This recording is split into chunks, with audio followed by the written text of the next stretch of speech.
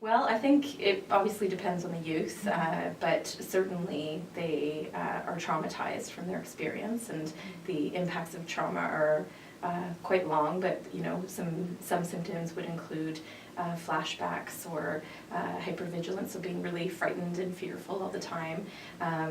Quite often we see, particularly in trafficked youth, some high levels of addictions, because the perpetrators often use drugs and alcohol as a way to coerce and control, so they become dependent on them, and so we often find that youth are dealing with addictions as well. And long term, I think it's really hard too, because when we see the youth, they have been helped by the police. That's usually when we would encounter them, and they are starting to acknowledge and realize the situation that they've been in. But it's really hard for them to break free from it and leave it. There are safety concerns and risks. These perpetrators are dangerous. They're connected to gangs, but also they have dependencies perhaps on them, and they're so used to a way of life, staying up late at night and sleeping in the day. Everything's just completely different for them. Their routines have been messed up.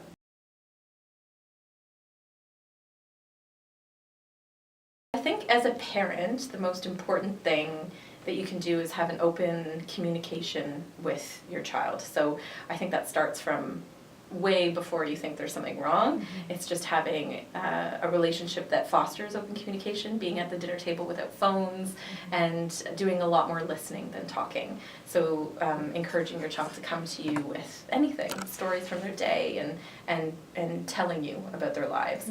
I think the other thing to remember is that young people, they don't want to go to their parents if they're worried that they're going to get in trouble.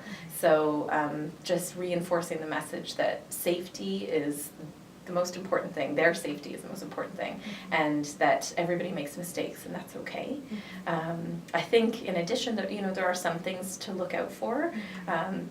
I think with human trafficking, they tend to target girls mostly. We do see boys as well, but girls who have low self-esteem, and they'll buy them a lot of gifts, expensive gifts. So if you're seeing a lot of gifts coming home and you're not sure where they've come from, if there's all of a sudden a more sexualized Facebook or internet profile